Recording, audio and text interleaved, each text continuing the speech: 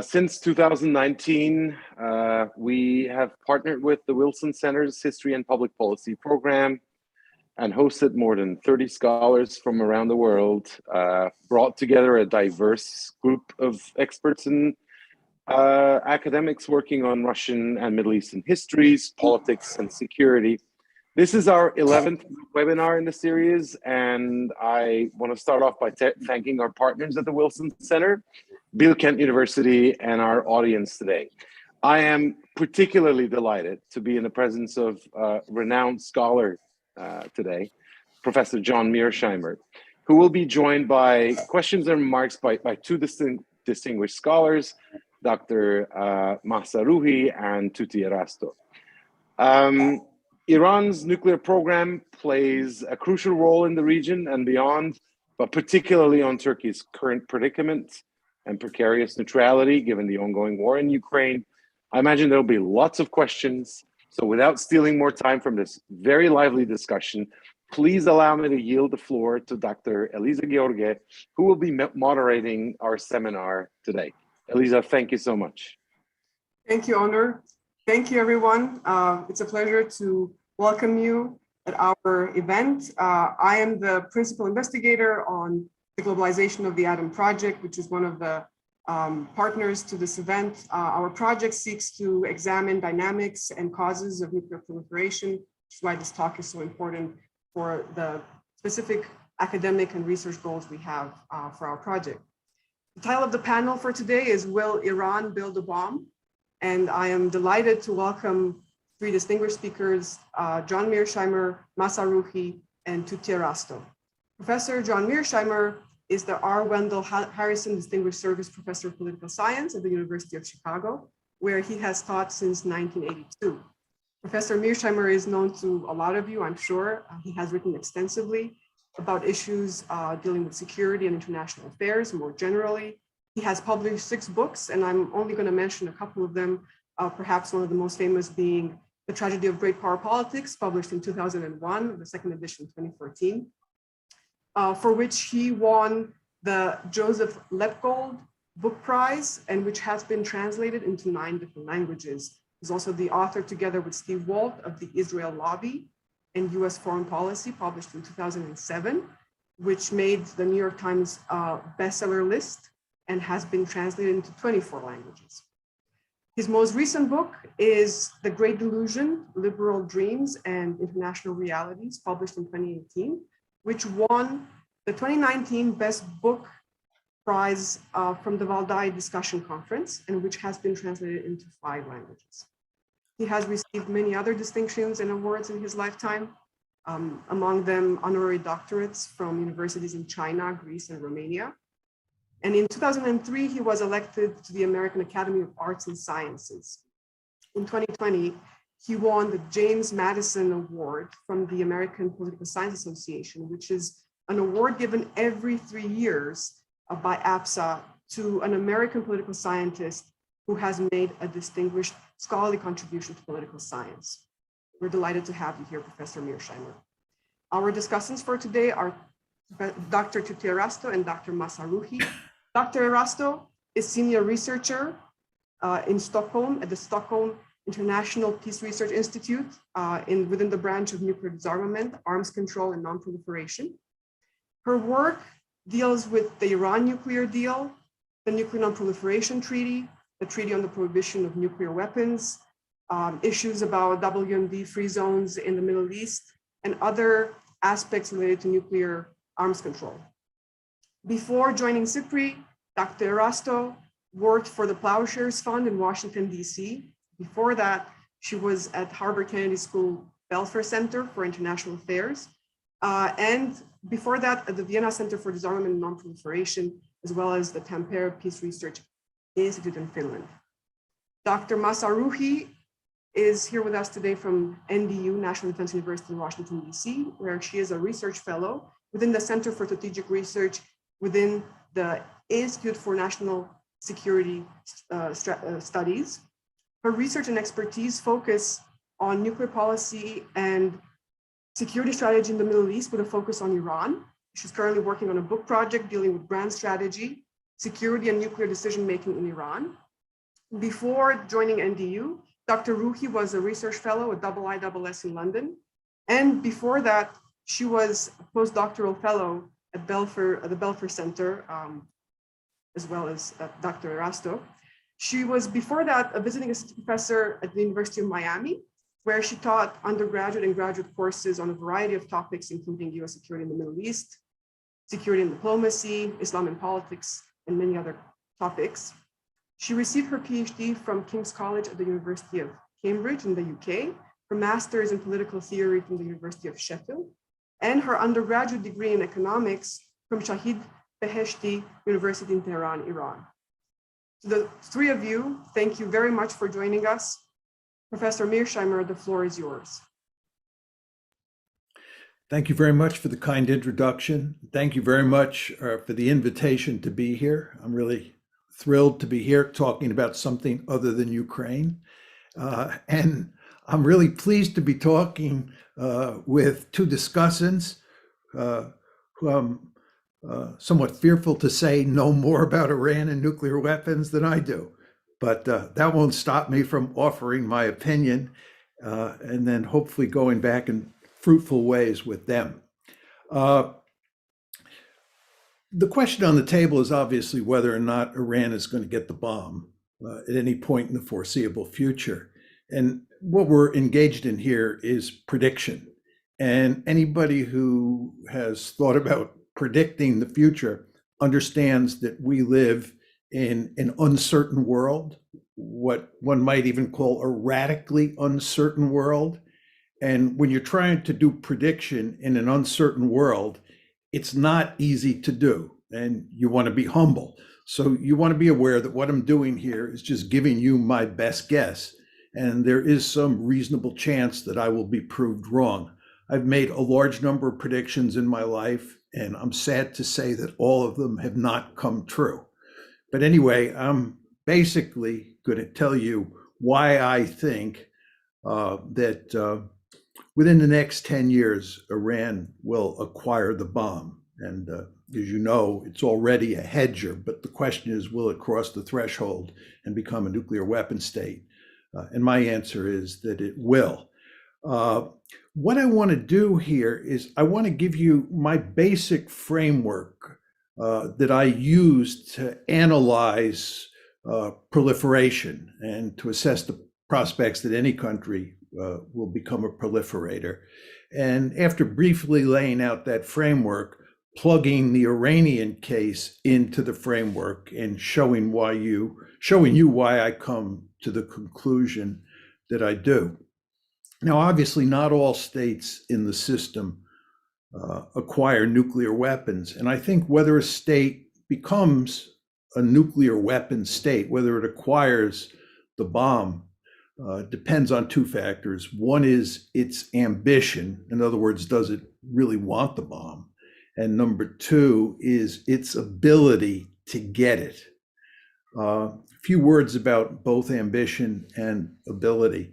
With regard to ambition, it's sometimes quite hard to read a state's ambitions because states have incentives, as you all know, to misrepresent what they're up to. And furthermore, there is something of a relationship between your ability to get the bomb and what your stated ambitions are. If you have no ability to get the bomb for one reason or another, you're not going to look very ambitious. So ambition, as you always want to be aware, is somewhat difficult to discern. With regard to abilities, there are two closely related issues there. One is whether or not you have the technology. And here I think you're basically talking about ENR. Do you have the technology? And then secondly, are there thwarters in the system? And the thwarters are basically the great powers, in good part in recent memory, the United States. The thwarters or the thwarter have the ability to stop you from getting nuclear weapons or drive the cost to the point where it makes no sense. So again, when we talk about the ability of a state to get nuclear weapons, we want to ask, one, whether it has the technology, and two, what about the thwarters? And by the way, when you think about thwarters can stop nuclear proliferation in one of two ways. One is with military force, and the other is with economic sanctions. Those are sort of the 1-2 punch that the thwarter has to prevent proliferation. So let me now talk about Iran's ambitions, and then I'll talk about Iran's abilities. And you all want to be aware that we're talking about the present and really the future. We're not talking so much about the past. The past will come up from time to time, but really the key here is the present and the future. Where are we now with regard to Iran? I think there are lots of reasons to think that Iran has nuclear ambitions, that it wants to get the bomb. The first reason is that they did pursue the bomb between 1988 and 2003. I think that most people agree on this. The intelligence community in the United States certainly thinks that's the case, that Iran once was pursuing the bomb. So it's not unthinkable. This is not some wild and crazy idea that I concocted last night before I made my presentation today. They once were pursuing the bomb. The second reason, and maybe the more important reason, is it makes eminently good sense. I remember when Ehud Barak, the former Israeli prime minister, once said, "The reason I believe that Iran is pursuing the bomb is because it makes so much sense." He was basically saying that if I were an Iranian, I'd be pursuing the bomb myself. It just makes a lot of sense. Now, why is that the case? First of all, Iran lives in a dangerous neighborhood. There's no question about that. It has what I would call mortal enemies. Certainly the United States and Israel are mortal enemies. I'd say Saudi Arabia is an enemy. And of course, the Iranians themselves behave in highly aggressive ways. It's not like they're shrinking violets in the region. They're quite aggressive, and that helps make enemies. And as you know, when you're involved in contact sports, it can be very dangerous. And so they live in a dangerous world. And on top of that, nuclear weapons are the ultimate deterrent, right? It doesn't get any better than nuclear weapons. And of course, this is why states pursue nuclear weapons. I believe that if Iran had nuclear weapons, the United States and Israel would not be threatening to attack Iran. You don't attack a country that has nuclear weapons and put its survival at risk. So I think if Iran were to get nuclear weapons, the United States and Israel would back off and stop threatening them. But just to take this a step further, let's look at some analogous cases. Think of Ukraine today. I wrote an article in 1993 that said Ukraine should not give up its nuclear weapons because someday the Russians may come knocking at the door. Everybody at the time thought I was a lunatic. This was an irresponsible article. There was no threat to Ukraine from Russia. My basic argument was you can never know the future intentions of other states. And if you're Ukraine and you're living next door to the bear, it'd be nice to have nuclear weapons down the road. Well, don't you think it would be a good idea if Ukraine had nuclear weapons today? You think the Russian army would be in Ukraine if they had nuclear weapons? I don't think so. Then there's always the case of Libya. You remember Colonel Gaddafi? We told Colonel Gaddafi that if he gave up his nuclear weapons program, his weapons of mass destruction programs, that we would leave him alone. You know what happened to Colonel Gaddafi? He's now 6 feet under, and we helped put him 6 feet under. If I were Colonel Gaddafi, I would have developed nuclear weapons. North Korea?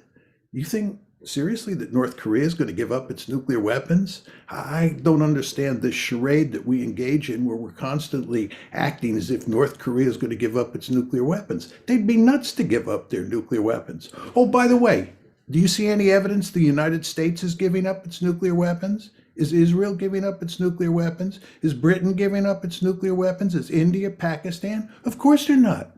Why not? Because nuclear weapons are the ultimate deterrent. In the case of Israel, it's by far the most powerful military in the Middle East at the conventional level. Does it really need nuclear weapons? You could argue it doesn't. but they're not giving them up, nor is Uncle Sam. Uncle Sam is by far the most powerful state on the planet in terms of its conventional forces.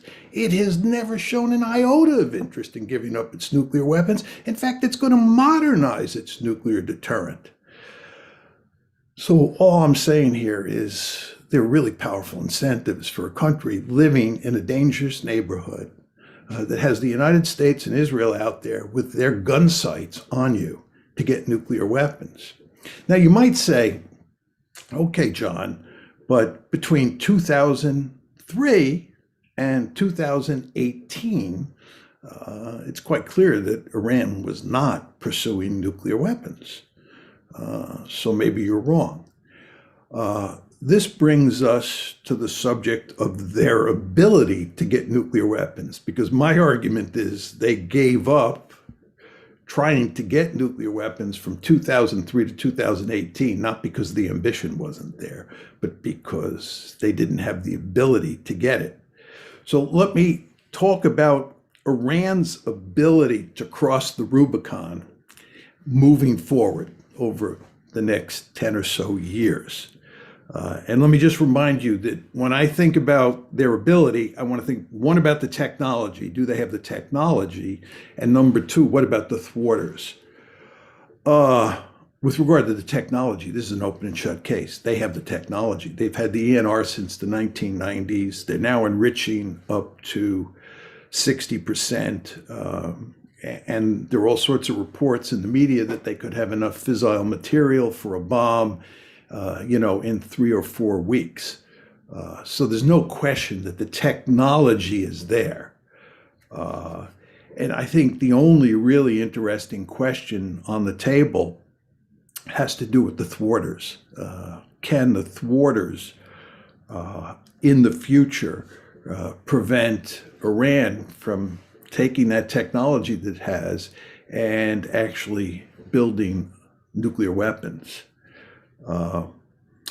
And I'm very pessimistic about the future for 2 reasons. The first reason I'm pessimistic about the future has to do with Eliza's basic theory about nuclear proliferation, which I find to be very powerful. Her basic argument is that to prevent proliferation, it's very important that the great powers in the international system, these are the thwarters, cooperate with each other. In other words, if you're back in the Cold War, her story is it was important for the United States and the Soviet Union to work together to prevent proliferation. And her argument is that the more great powers there are in the system, and the more intense the security competition among them, the harder it is to curb proliferation. And her basic argument is, and it makes common sense, is that in a unipolar world, that's the best world for preventing proliferation, because by definition, there's only one great power, and that one great power doesn't have to coordinate with other great powers. So she's basically arguing that in the unipolar moment, which in my opinion ran from about 1990 to 2017, we were in a terrific situation for purposes of controlling proliferation. At the same time, her argument is that the worst world you can be in for preventing proliferation is a multipolar world where there is intense security competition among the great powers. Well, guess what? We're in a multipolar world. Think unipolarity, bipolarity, multipolarity. We're in a multipolar world, and we definitely have an intense security competition. I would argue, if you look at what's going on in Ukraine, the United States has basically declared war on Russia.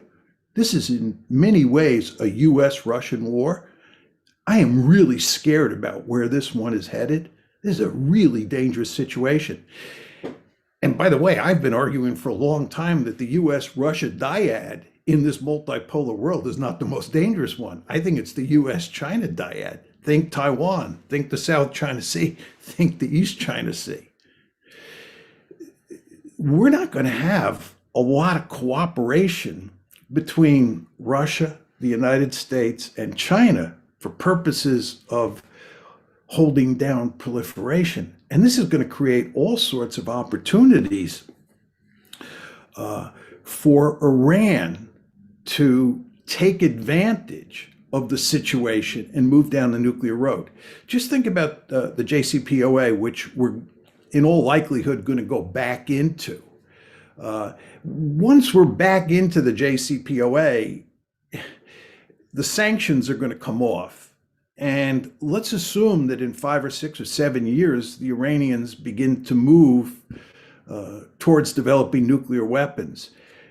Do you seriously think that the Russians, the Chinese, and the Americans are going to be able to come together and create a sanctions regime like the one that existed between 2003 and 2018 during the unipolar moment to reimpose sanctions on Iran and shut down their nuclear program? It's possible. I mean, again, as I said to you before, we're talking about the future, and the future is uncertain. But I would say I wouldn't bet a lot of money on that. I think, once Iran's back into the JCPOA and those sanctions come off, it is going to be very hard for the great powers to cooperate, in large part because, as Eliza says in her theory, in a multipolar world where there's intense security competition, it's going to be hard to corral proliferation. And by the way, if you followed the recent dust-up, and I'm sure most of you have, between Russia and the United States over getting back into the JCPOA, I think this is a harbinger of things to come. So in short, a multipolar world with intense security competition is a real problem. The second real problem is American domestic politics. It's not politically correct in the United States to talk about this, but the fact is that both Israel, the state of Israel, and the Israel lobby in the United States are adamantly opposed to the JCPOA and adamantly opposed to any kind of agreement that leaves Iran with the ability to enrich. Furthermore, Israel and lobby dislike Iran intensely. My view on how best to prevent Iran from going nuclear is to remove the threat to Iran from both the United States and Israel. I believe, it should be clear from my comments, that states get nuclear weapons because they're scared, they're fearful. Well, if the United States and Israel continue to threaten Iran, then they give Iran an incentive to get nuclear weapons. Therefore, in my opinion, what we should have done, we meaning the United States, in 2015, was we should have signed the JCPOA. We should have been aware that these sunset clauses were embedded in it that might cause us trouble down the road.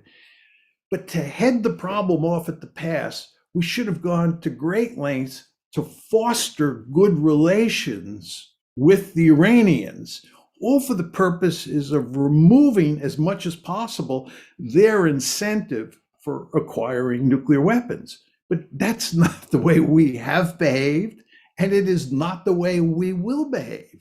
If we get back into the JCPOA, you can rest assured that the Israelis, the lobby, and many of those people in Congress who support Israel down the line will do everything they can to undermine the JCPOA and make sure that we have hostile relations towards Iran moving forward. And the end result of all this is it's going to be hard to get Iran not to go nuclear. Again, you want to remember, this is a country that has the technology, one. Number two, this is a country that has gone down the nuclear road before 2003, right? Number three, we're now in a world where the Russians and the Chinese are beginning to have closer and closer relations with Iran and more disputatious relations with the United States, right? And this is not going to make for highly likely cooperative agreements to stop Iran. And then finally, you have American domestic politics, which is just not to be underestimated on this issue.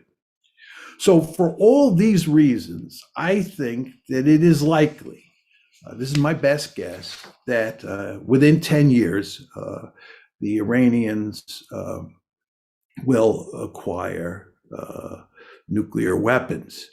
Now, I just want to say two final points about this. One is, if I were in Iran's shoes, they would definitely get nuclear weapons, right?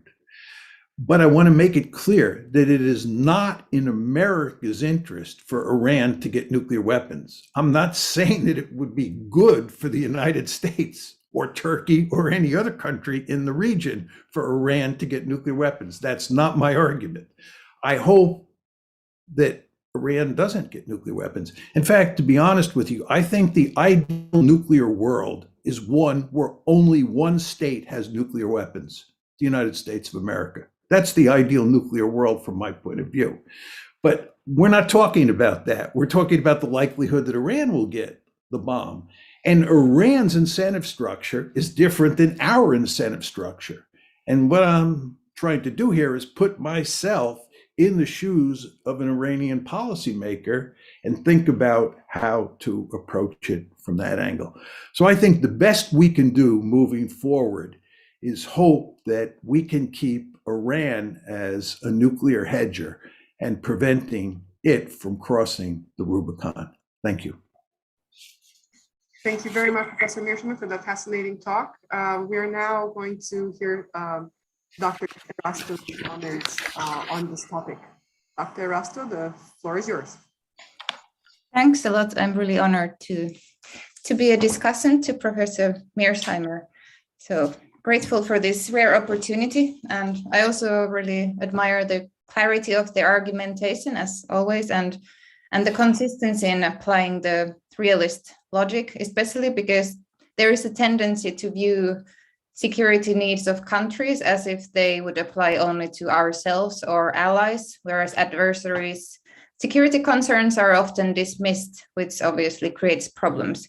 So I think the arguments here, although you might soon see that I'm going to try to challenge some of the arguments, I think it's anyway a very good contribution to the debate because I think it helps to generate what could be called strategic empathy, which I think is good for understanding the Iran issue, but also for other conflicts. And I do agree that the cases of Iraq, Libya, and Ukraine, they certainly provide strong arguments for anyone to get nuclear weapons. I mean, anyone who thinks that they might be facing similar threats.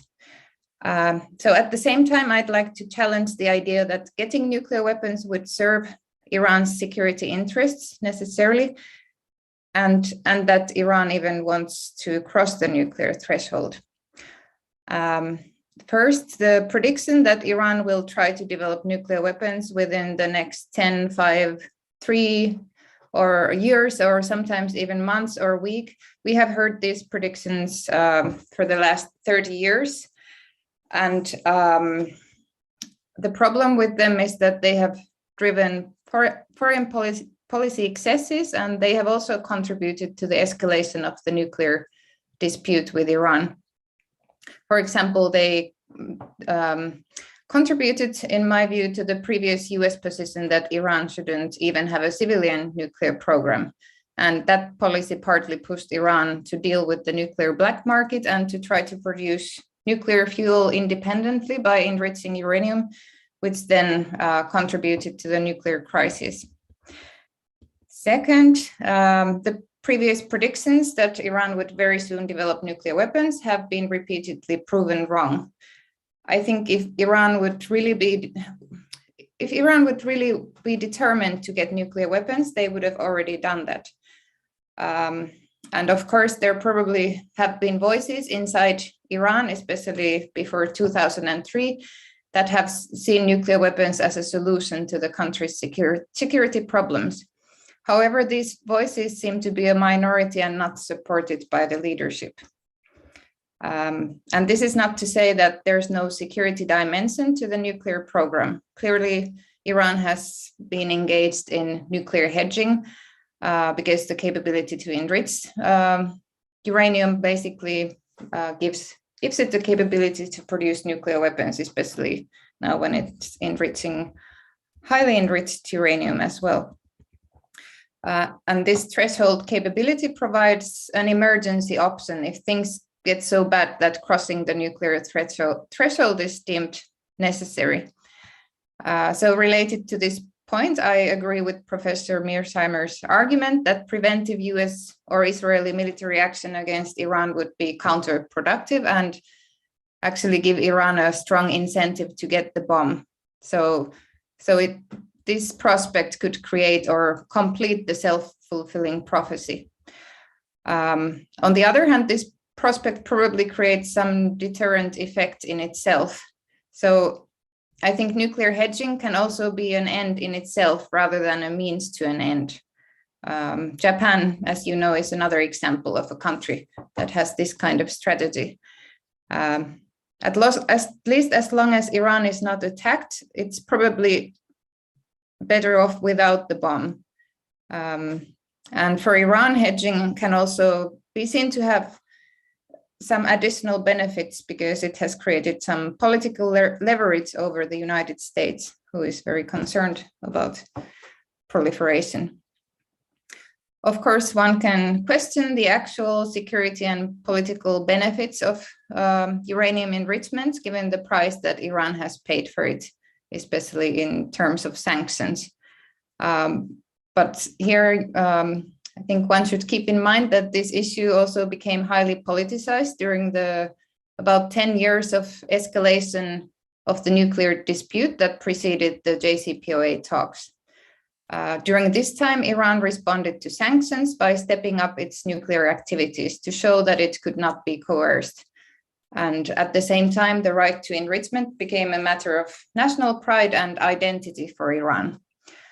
And my next point is that we shouldn't overestimate the security benefits of nuclear weapons, because while nuclear weapon states and their allies have deeply held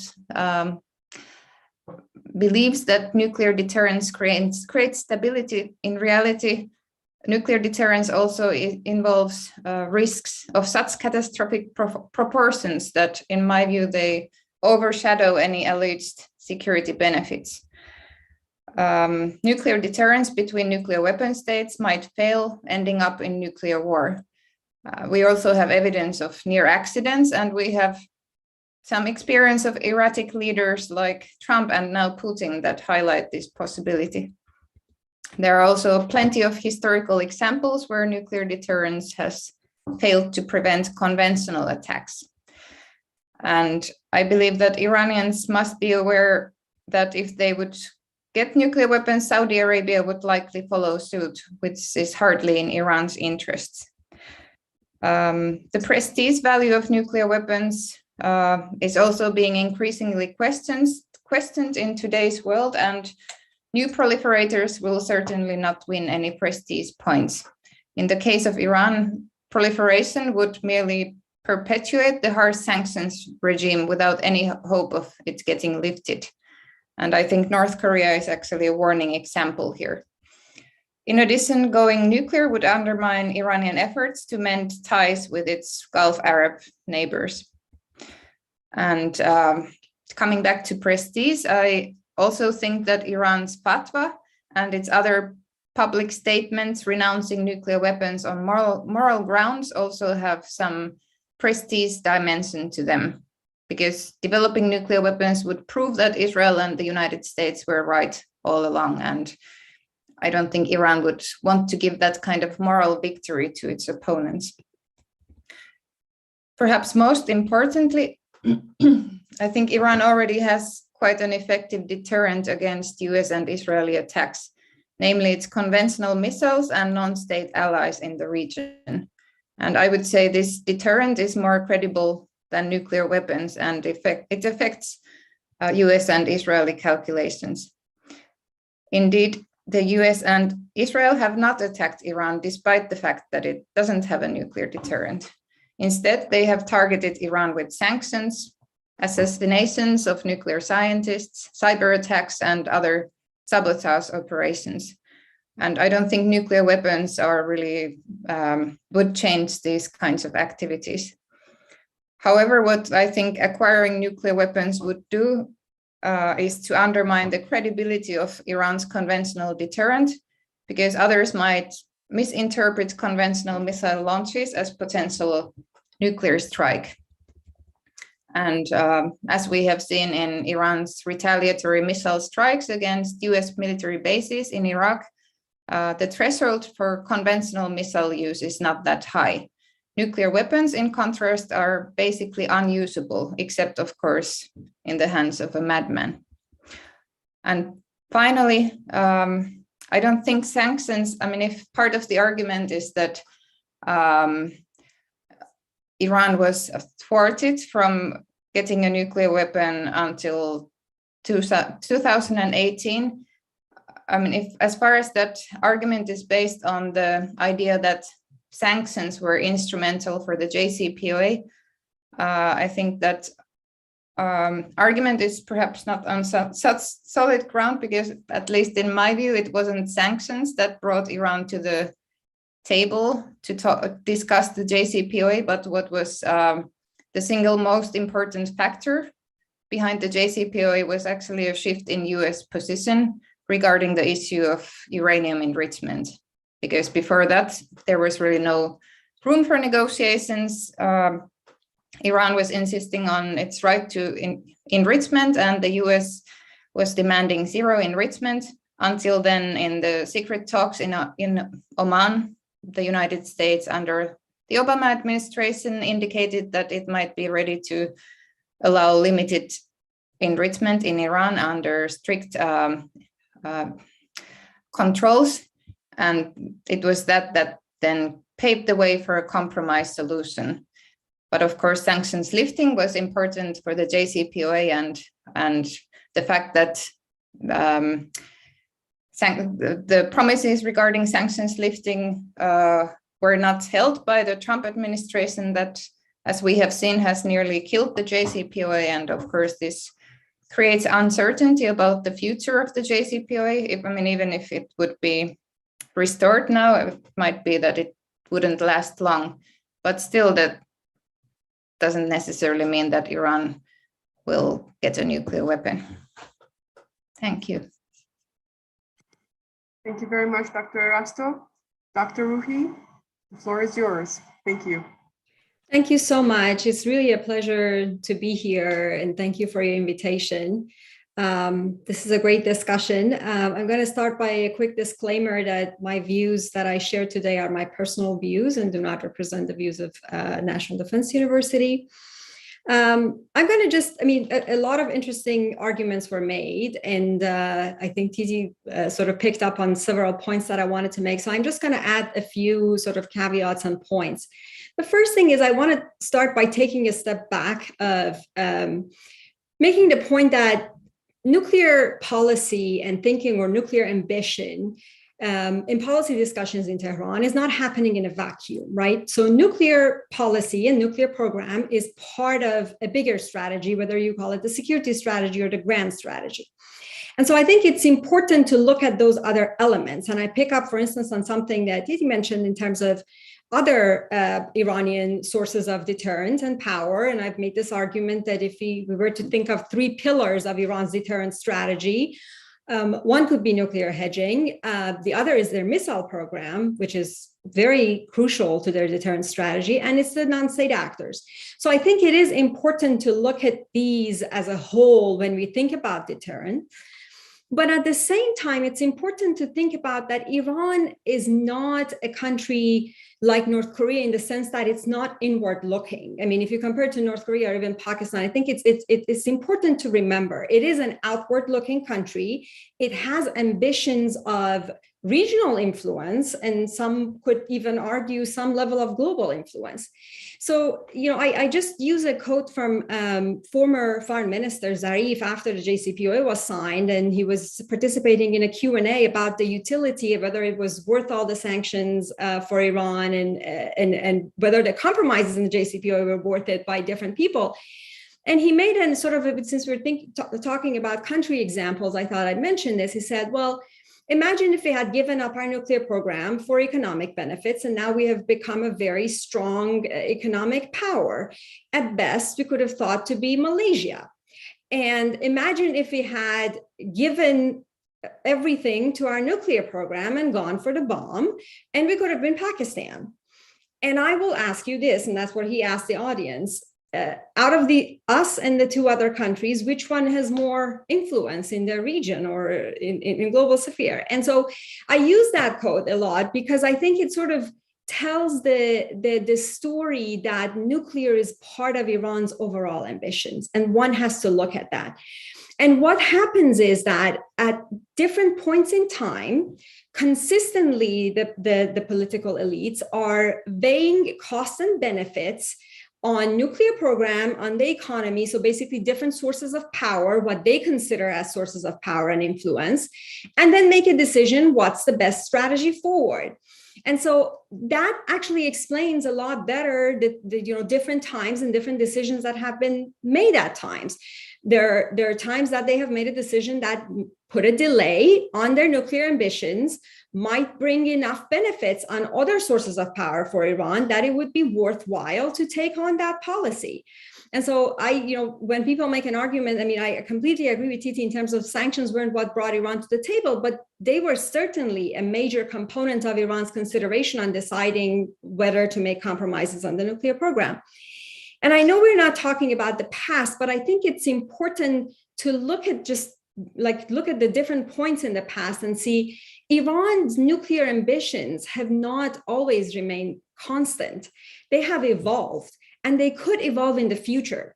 So I think instead of thinking it as black and white, I would argue that, I know we're making our best guesses, but I'm always sort of like to think about the gray area, which is, I think it very much depends what the external and internal factors affecting Iran's security decision-making will be in the next 10 years that will dictate whether Iran will go for developing a bomb or will not. And those are some of the conditions that John already mentioned in terms of the ability and in terms of sort of the ambitions and the ability.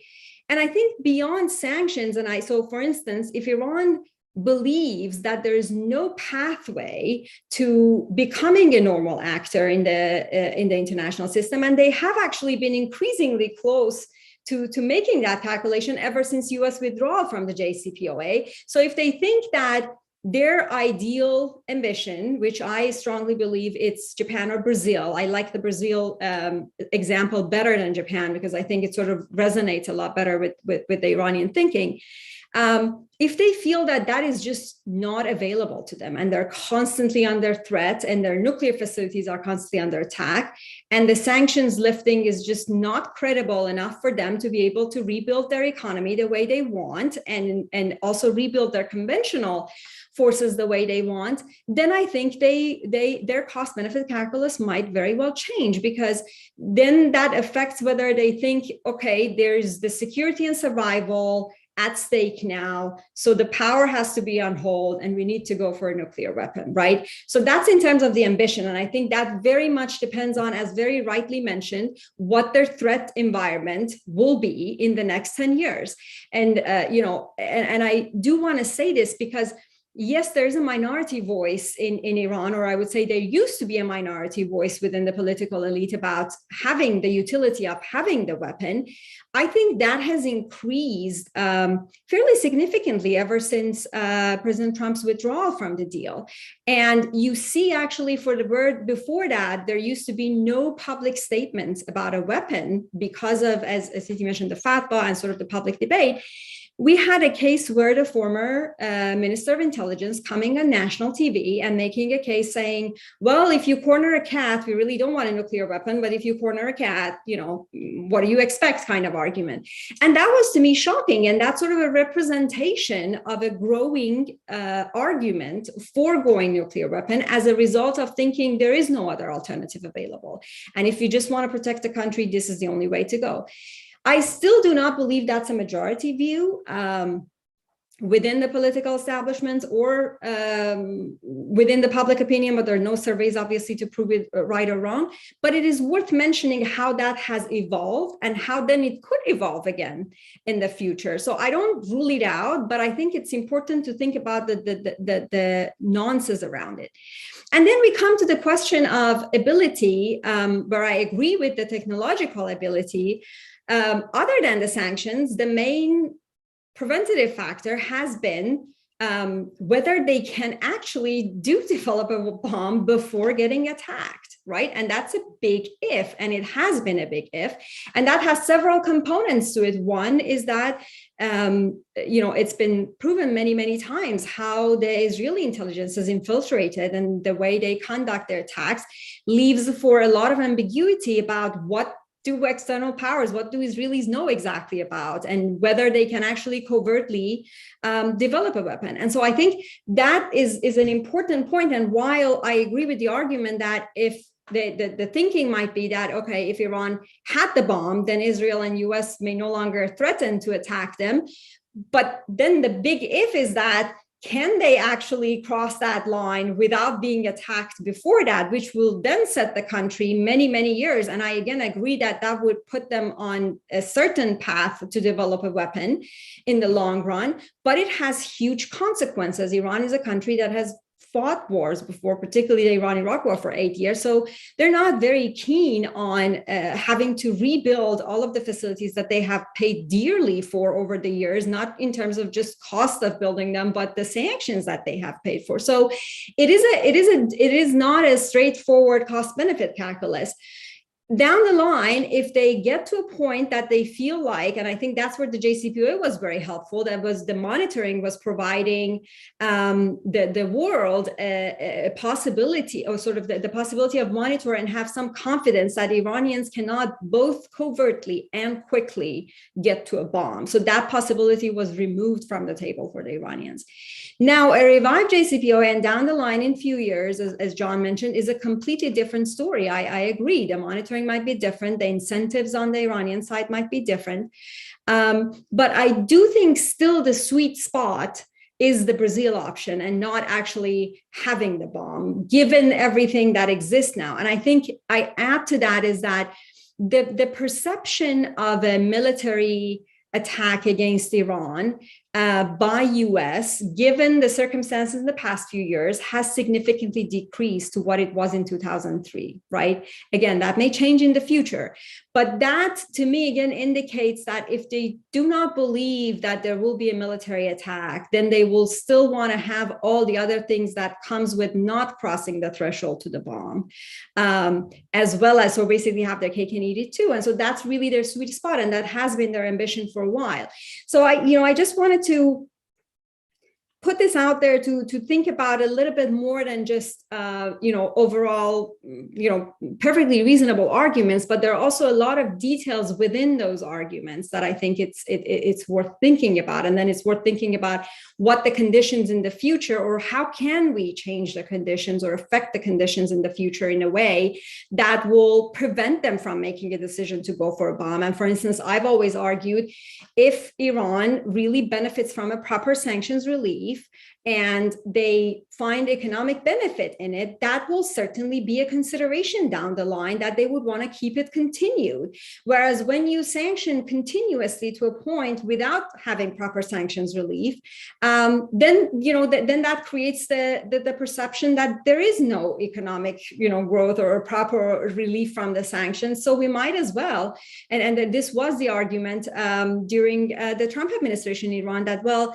if we are paying the cost that North Korea is paying, then we might as well just develop the bomb, right? Again, it was not the majority argument, but it's worth mentioning. So not just the threat is driving their ambition, but also the carrots or the possibilities that they could have in the world if they didn't cross that threshold. So I think they two really have to come hand in hand, and we can work on that. And I personally believe we have a lot more power and ability to influence and in providing appealing possibilities than we can actually influence the threat perception. But I do agree that they come hand in hand, and I do agree that the threat perception would be the number one factor in determining their ambitions for whether to develop a nuclear weapon or not in the next 10 years. Thank you. Thank you very much, Dr. Rouhi. Wonderful comments from both you and Dr. Erasto. Professor Mearsheimer, would you like to respond to any of the remarks that our two discussants for today have made? Yeah, I'd like to ask each of them a question or two, not respond to what they had to say. I found what they had to say fascinating. I have a lot of agreement and a lot of disagreement, as you would expect. But let me just start with Tytti. It seems to me that you believe that Iran has no real ambition to get nukes because you don't think nukes buy you very much. In my story, it's ambition plus the ability to get the bomb that really matters. And I focused a lot of attention on ability. You seem to believe that Iran doesn't have the ambition, and it shouldn't have the ambition because nuclear weapons, again, don't provide much benefit. In other words, the Iranians can rely on their conventional deterrent, you said, to deter both the Israelis and the Americans. And when I listen to you talk, I think you and I have a very different view of the utility of nuclear weapons, right? You're in effect saying, to me anyway, it seems to me, that nuclear weapons make no sense, and these 9 nuclear weapon states in the system are crazy having nuclear weapons. Why should the United States have nuclear weapons? They don't buy us very much, especially when you think about our conventional deterrent, right? We are incredibly powerful at the conventional level. So why do we need nuclear weapons, right? And I sort of say to myself, if Tytti were the leader of some country in the world that was in a dangerous neighborhood, and she had a simple choice. She could easily get nuclear weapons or just not have them. Even if she could easily get them, she wouldn't get them because they just don't buy you very much. Whereas John, his view is if you live in a dangerous neighborhood, you want the ultimate deterrent.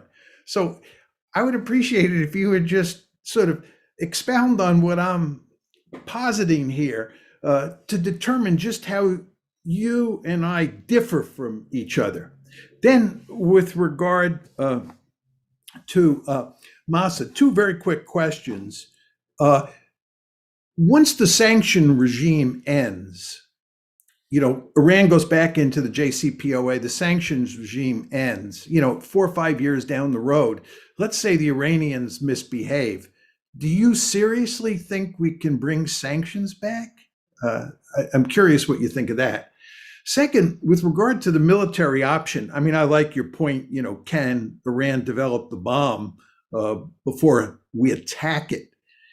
Do you seriously think the United States, given all the trouble in Ukraine, given its history of lost wars in the greater Middle East, and given the China threat, that the United States is likely to start a war, and it would involve starting a war with Iran if it was going to get the bomb, when we would know that in the end, they were going to get the bomb anyway. They were going to be mad as hornets. And in some future crisis, say between Iran and Israel, this would be a potentially disastrous situation. So I just, appreciate you clarifying for me how you think about those 2 issues. Okay, I'll try to respond. I'm aware that what I said might have sounded a bit naive. I mean, I'm aware that there are 9 nuclear weapons states who, and many allies in Europe and in Japan, who firmly believe that they need nuclear weapons to ensure security.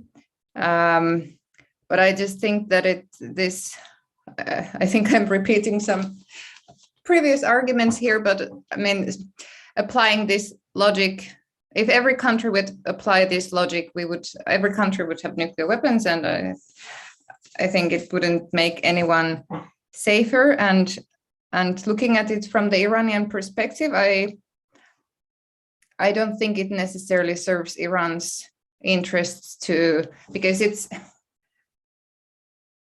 there. Okay, there is Israel in the region who has nuclear weapons, but Israel hasn't really threatened Iran with nuclear weapons. I mean, it's threatened Iran with preventive strikes. And for the reasons that I tried to list, I think for Iran, it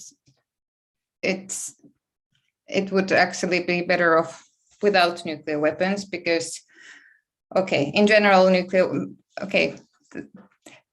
they're thought to create deterrence, but yeah, there are a lot of risks involved as well. Things can go wrong. And when Saudi Arabia gets its own nuclear weapons, I mean, then the stakes gets much higher in conflicts. And of course, if we assume that everybody's a rational actor, things will get more stable. But as we have seen, we can't really trust that. And we don't feel safe with the existing nuclear weapon states either. I mean, at least I don't have much trust at the moment in President Putin's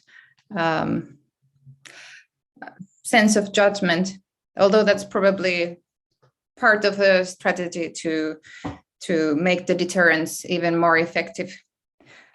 Yeah, that was my attempt to respond to this difficult question. Dr. Rouhi?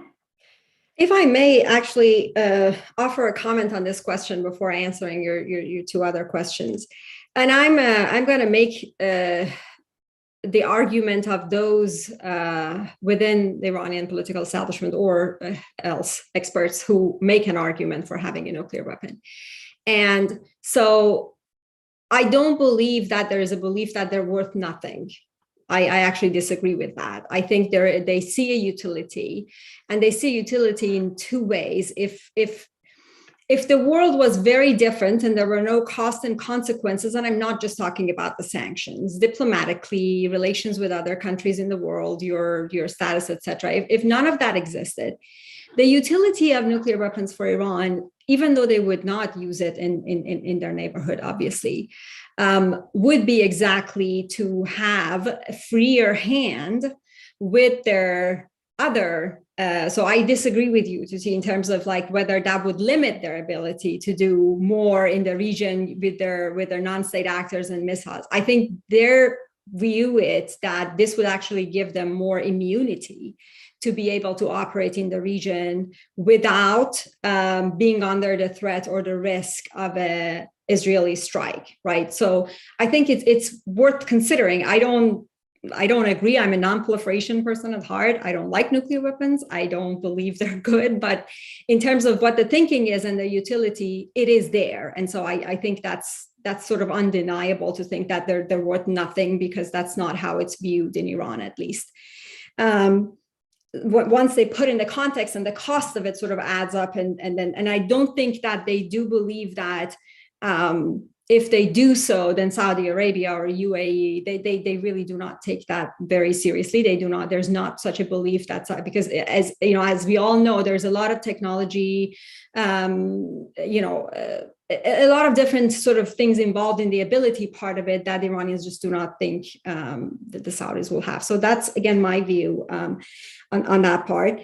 But going back to the question, so sanctions is one of the main projects, and it has been for the past few years. So my response to that would be, there is no such a thing as the sanctions regime being lifted on Iran. I mean, it is very naive to even think that, and Iranians have learned that the hard way post the JCPOA. And I think everyone in the world learned that the hard way, that the unfortunate truth about the sanctions is that you can control signing a paper saying they're lifted. You cannot control the corporate world to think that Iran is now safe for investment or deals are safe to be made. You cannot make the banks to do the transaction saying the sanction is lifted, do some transactions with us. It just does not work that way. So I don't see in the foreseeable future, particularly that non-nuclear sanctions are also hugely extensive, that in the 10 years we are thinking about an Iran which is not under sanctions. However, to your point about having the world powers coming together and having the same kind of unity that existed in 2012 to impose those kinds of sanctions, I think if you had asked me this question prior to Russia's invasion, I would have said, there is still a possibility. It wouldn't be as easy. It wouldn't be the same. But there is a non-proliferation interest that would trump that. However, the sanctions against Russia right now and how they will play out in the future might create a different incentive for the world financial system, and that would play out very differently. And I have no way of predicting how that would work out. If that creates a scenario where circumventing sanctions or having deals with certain other countries much easier than it was, because right now it's just not Iran against the world, it's Iran and Russia against the world, then that would be a very different scenario.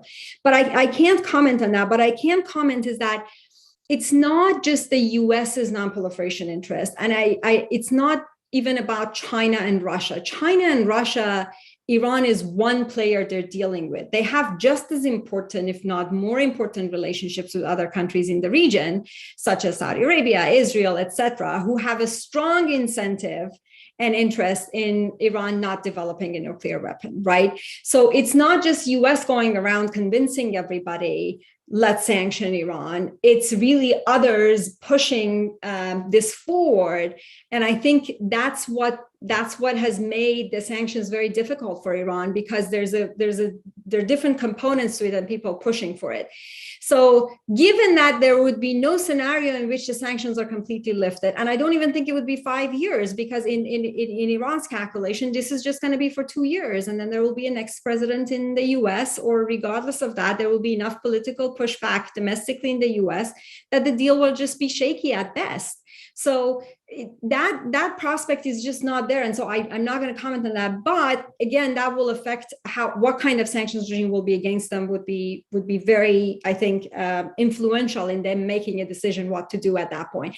And I will add this, that they might actually, and I'm worried about them feeling that this whole situation in the world might be their opportunity to do what they've been waiting for. And that's a real sort of thought that exists and could very much sort of pick up.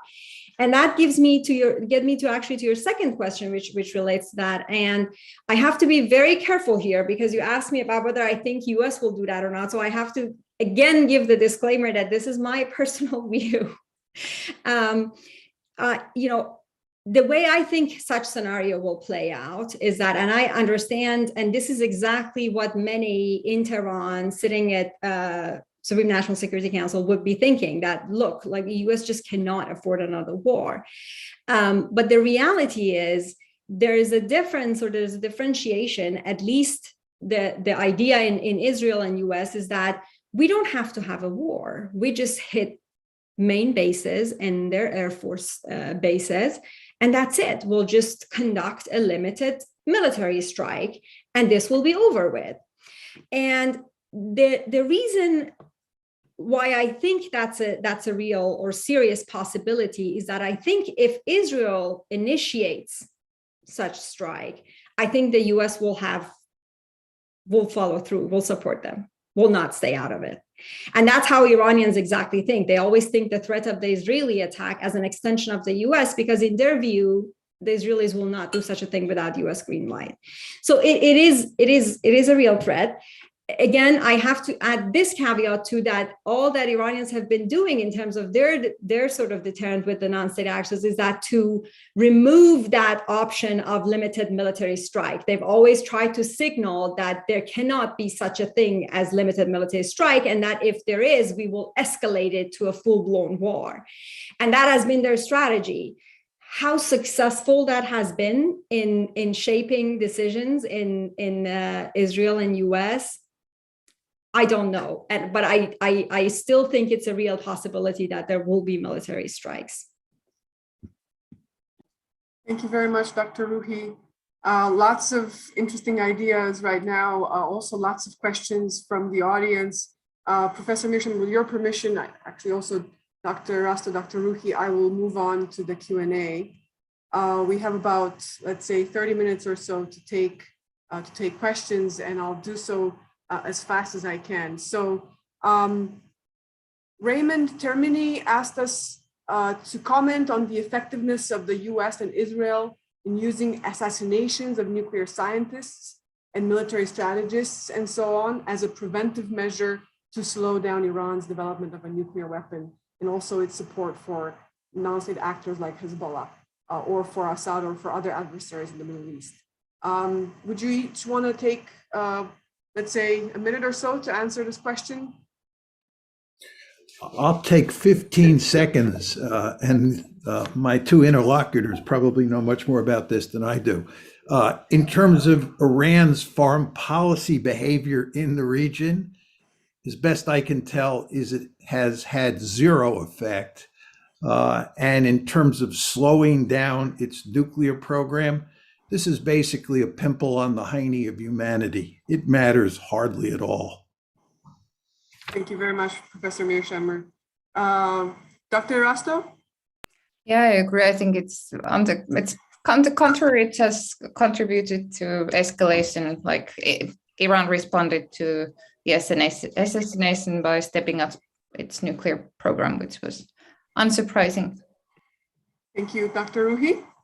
Sure, I'm going to actually say both sides of this, and you know, it's very difficult to follow John's you know, very sharp argument on this, and I, you know, it's interesting that every time one of those covert operations happens, either assassination or a covert attack, you read in the media that, oh, like Iran's nuclear program has been set back by like 2 years, and then like in a week another article comes out, oh, they're like 3 weeks from a bomb. And so you're like, it's one or the other. You can't have it both ways. And so I agree on the fact that it may not have the effect that it's needed, and it does impact their ambitions very negatively, in the sense that if you attack one facility, they will make that facility covert, and they've done that in the past, and so it does have that kind of effect.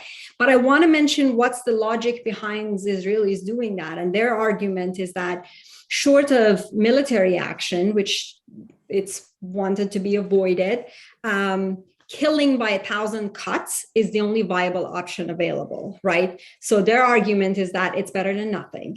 And if it didn't do that, it would be much more advanced. And so I thought it's, you know, it's important to put both sides of the argument next to each other to think about why is it that they're doing it, even though everybody thinks it's ineffective. And of course, there's some effects, like one cannot deny when you take out a major scientist, or in the long run, it's ineffective. But in the short run, it does create some hurdles. It does make life more difficult for the Iranians, that's for sure.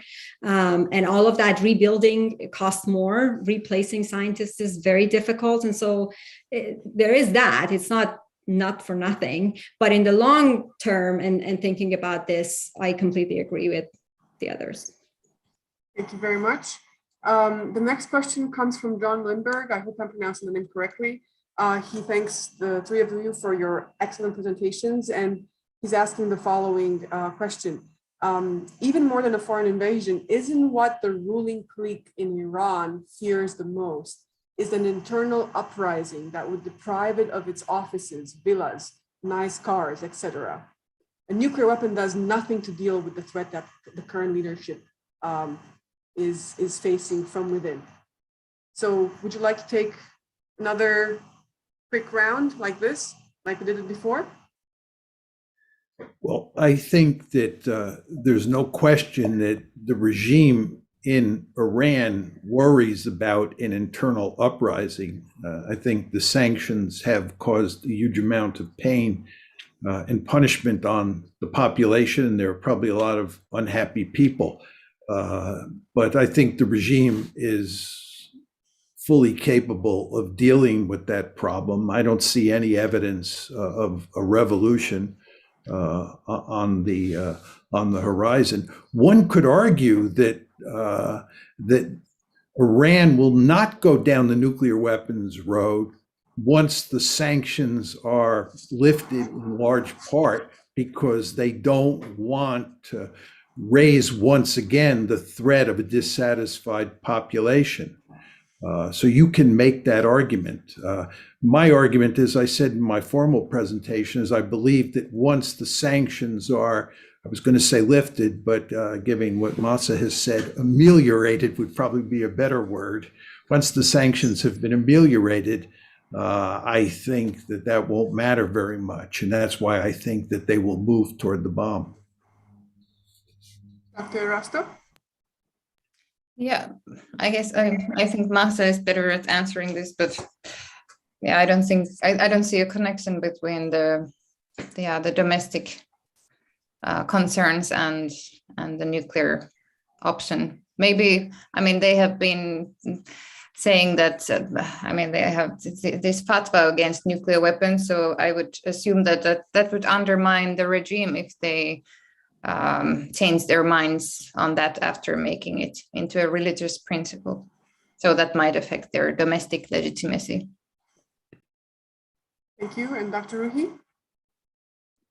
Sure. I don't know why, but I've been playing the devil's advocate this whole time today, so I'll continue that line. First, I want to add a point to Tytti's about the religious fatwa.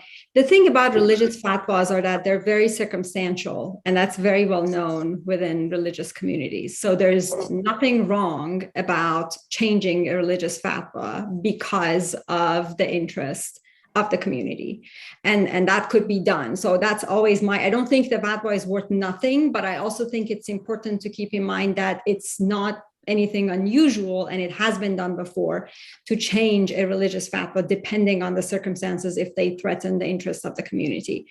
On this topic, again, like that's where I was thinking of playing the devil's advocate, is that there's one small element that I would think that the nuclear weapons could or somebody could make an argument that would make a difference. And that is there are arguments about foreign, sort of, whether Israelis or others, I don't want to name countries, but this is a speculation, support for regime change movements, right?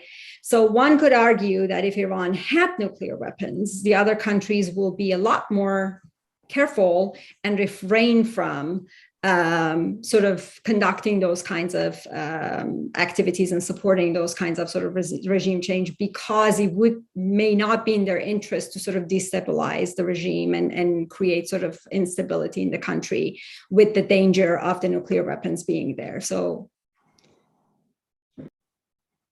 Thank you very much. Elisa, yes. Could I interrupt for 1 second? I wouldn't want to abuse your role as the moderator, but I have a question that might sum up some of the questions that I've been tracking on the Q&A, if I could. Sure, go ahead. All right, thank you. And this is building up on what Mahsa just said. And I want to ask Professor Mearsheimer that a lot of our students, I'm sure, that are asking Elisa as well, but me, also Turkey. I studied Turkey and Russia, which has a very strong record of cooperation over the past decade at the very least, but you can take it back to the 1970s and etc. Now Turkey and Russia's cooperation, people have been paying more attention to the S-400s, the purchase of anti-aircraft missiles, etc. But the clearest example that I can see is the Akkuyu nuclear plant. And a lot of our students have been texting me, and I could see some of them in the chat window, are asking the following question. And I want to ask Professor Mearsheimer, but also Tytti and Mahsa as well. So if Iran somehow built the bomb, wouldn't that pave the way for other countries to acquire, particularly countries like Turkey that has been accused of pivoting to Russia, a NATO ally, to find ways of enriching uranium or acquiring this, and I think that I'd be the devil's advocate here by asking this. I just clearly it will help me a lot in answering my students' questions. So that's it. Thank you. Yeah, I'll say a few words about that. If I had had more time, I would have talked about the domino effects of Iran acquiring nuclear weapons. And I think both Tytti and Mahsa have referred to this whole issue of Saudi Arabia getting nuclear weapons. The Saudis have made it, I would say, unequivocally clear that as Iran goes down the nuclear road, they will match them at every turn, and they will not tolerate a situation where Iran has nuclear weapons and Saudi Arabia doesn't. You raised the question, Owner, about Turkey. What does it mean for Turkey?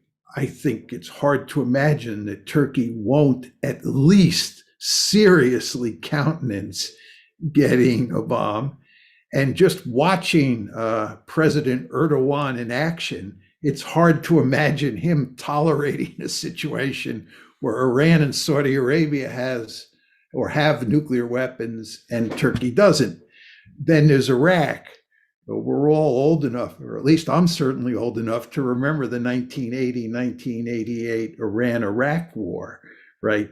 They're not going to be permanent friends forever. Think Ukraine and Russia. And so forth and so on. The Iraqis will have an incentive. Then there are the Egyptians, who probably will be thinking seriously about this as well. And I think if you talk to Americans, one of the principal reasons they want to make sure Iran doesn't get the bomb is they understand the domino effect that will come into play here. And just one final point on this, even if Iran doesn't get the bomb, one can imagine, I'm not saying this is likely, but one could imagine a country like Turkey getting the bomb simply on its own, because Turkey feels that it's in a dangerous threat environment, and it makes good sense for it to have nuclear weapons. Turkey, as we all know, has historically had terrible relations with countries like Russia. Turkey has watched what has happened to Ukraine. There are lots of, by the way, there are lots of countries in the system, Japan's another one, that have been watching carefully what's going on in Ukraine. First of all, Ukraine doesn't have nuclear weapons, number one. And number two, the Americans have not fought and died for Ukraine. And the question is, what message does that send? So anyway, all of this is to say, you do have a sense that the system is unloosened now, and it's quite fluid, quite plastic, and independent of our discussion about Iran, the incentives for countries to get nuclear weapons begin to go up. Yeah, maybe to follow up on that, like we already have so many bad examples encouraging countries basically to get nuclear weapons if you apply this logic. So I think that's why it's important. I mean, I agree with what was said by others, that it depends on the circumstances. Like we all talked about the military option, maybe pushing Iran to cross the threshold and the sanctions never getting lifted. So I think that highlights why it's important to get this one right, because if Iran makes that decision, then there will be more evidence for countries to go down that same road, plus this domino effect, which in the Middle East, which might have to do with prestige also. Maybe all of these countries won't feel the security need to get nuclear weapons, but they might just do it because Iran has them too.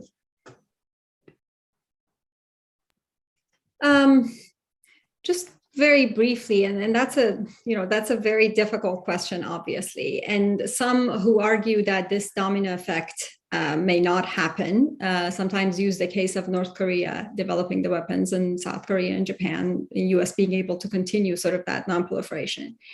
I do agree with Tytti that Iran is an important case, and not just for the region, that the world will be watching, and that could seriously threaten NPT as a whole. And it wouldn't just be an issue of Saudi Arabia, Turkey, Egypt, etc. It would be a more serious issue of whether there is, that the NPT is holding up, or if not, and there are already a lot of sort of debates and disagreements within the NPT. So it will have a major impact. I have no disagreements with that. However, when it comes to sort of the domino effect, I think we take it a little bit more lightly than we should. Like, it's not like if Turkey wants a bomb, it can go get it tomorrow.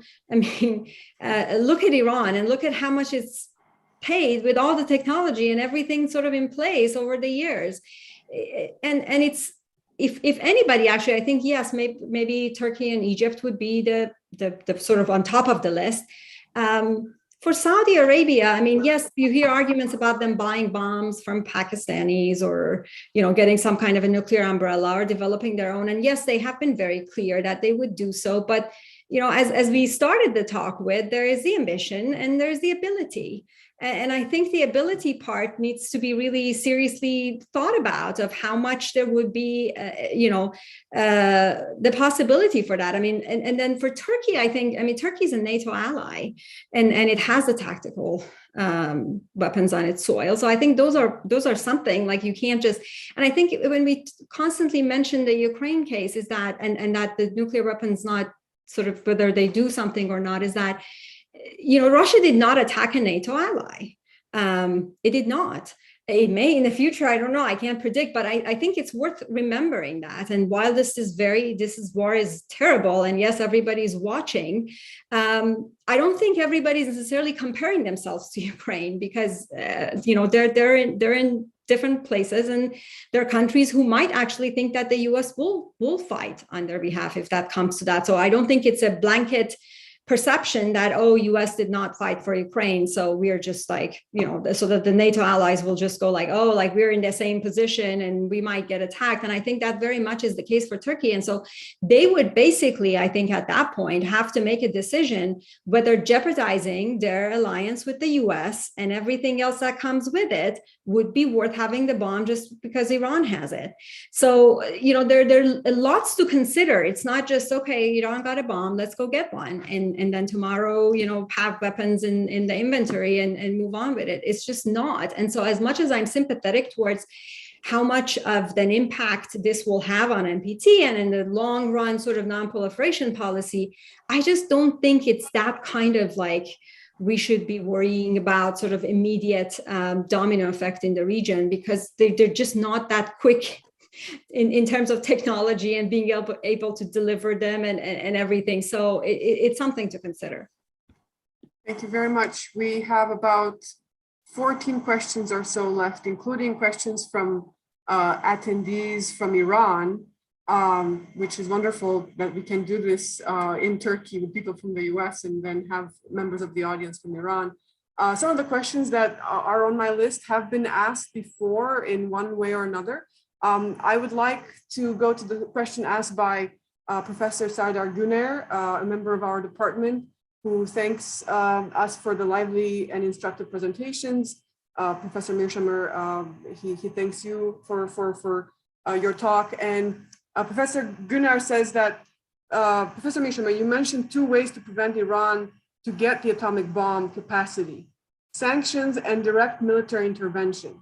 I would add to these two means intervention in Iranian domestic politics and topple the regime. Suppose that such an intervention is successful. Would, as a result, Iranian ambitions for nuclear weapons disappear?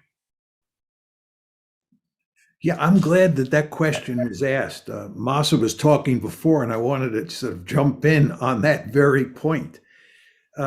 You hear this argument often that if only we get rid of the autocratic leader and create a democracy, the country won't want nuclear weapons. Well, the last time I looked, the United States is a democracy. Israel is a democracy. India is a democracy. Britain's a democracy. France is a democracy. There are lots of democracies that have nuclear weapons, and there are lots of autocracies that don't have nuclear weapons. I think this is the realist in me coming out. As you all know, many people criticize realism because it treats states as black boxes, and it doesn't really matter in the realist story whether a state is a democracy or an autocracy. I think this is a case, maybe that's not always true, but I think this is a case where that basic logic holds true. I don't think that if you get rid of the leadership that's now in Iran, that you're going to be in a situation where this new regime, whether it's democratic or not, is not going to want nuclear weapons. They're going to want nuclear weapons, in my opinion, for good strategic reasons. So I think regime change doesn't matter much. And by the way, this is off the subject, but I would just say, for all those people who think that getting rid of Vladimir Putin is going to make everything all right in Russia because the people who replace him are going to be peace loving dopers, they're living in a dreamland. That's not going to happen. I wouldn't be surprised if the person who replaces Putin, should he be removed from power, is more hawkish than Putin is. So I'm not a big believer in regime change in general, but just back to the nuclear issue. I don't care whether Iran is a democracy or not. I just don't think it matters very much. Dr. Erasto or Dr. Rouhi, do you have anything to say on this issue? If you do, we have about only 5 minutes left, so I would ask you to be very brief. Sure. I wanted to add, I mean, John put it perfectly, so I agree with this. I only add the historical anecdote to this, which is prior to the Iranian Revolution, this very issue was still a point of contention between Iran, which has very good relationship with the US, and the Americans. So neither non-proliferation is something that happened post-revolution for US because they didn't like the regime, and nor the Iranian sort of ambition or intention, something that is specific to the ruling elite. And especially, I would say, if anything, in the past few years, the public opinion has increasingly been supportive of having a nuclear program, not the weapons, but the program itself. So I think that's worth mentioning. Thank you so much. Dr. Erasto, anything? I don't think I have anything to add. I mean, I agree. It probably wouldn't help. Excellent. I will have to leave some of the questions for maybe another time. It's impossible to go through all of them. I do have a question from Elias Zarenogabi from Iran. He's asking whether the fact that because Iran is providing Hezbollah in Lebanon, Bashar Assad in Syria, the Houthis in Yemen with help, and so many other militias in Iraq with assistance, wouldn't it be the case that if there is a possibility for the JCPOA to be reinstated, that these militias, because of Iran's help for them, would actually get more powerful and therefore would make the Middle East a more unsafe region? My view is that whether or not Iran gets back into the JCPOA and the United States gets back into the JCPOA has almost nothing to do with the militias that Iran supports in the Middle East. Hezbollah is not going to change in any way, shape, or form depending on Iran getting back into the JCPOA. I think Americans have made a big mistake trying to link the JCPOA to all sorts of other issues. And in the end, when we consummated the JCPOA in 2015, we went along with Iran's position, which is the JCPOA deals with the nuclear issue and nothing else. And I think nothing has changed on that front. Yeah, I mean, I agree that the JCPOA has little to do with Iran's regional activities.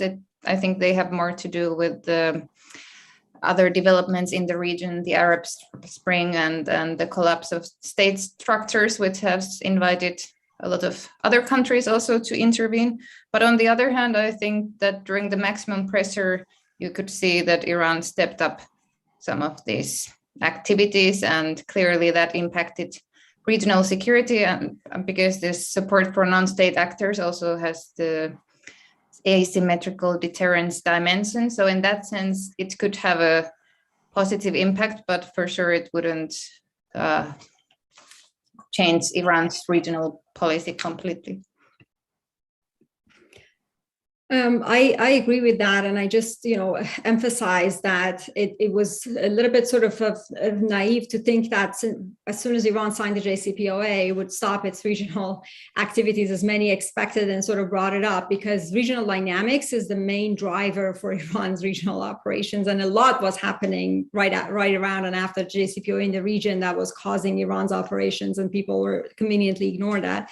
And I add and emphasize again that no matter how much you pressure, and that was clearly proven near maximum pressure, and put economic strain on a country, they will not compromise on what they consider as their major parts of means of survival. That will stay the same. They will not cut back if on their military activities that they consider essential to their security. No matter under how much economic strain they are, people will pay more than others in the region. And that same logic applies that if the JCPOA is signed, it's not going to be that they immediately are going to just have this money, their own money, and not that anybody's giving them to just like start funding the Hezbollah and others, because that's not how it works. They have like budget deficits, the government inside Iran, et cetera. And so there's no evidence that I have seen so far that sanctions relief or sanctioning will have a significant impact on Iran's strategy or funding or relationship with its non-state actors in the region.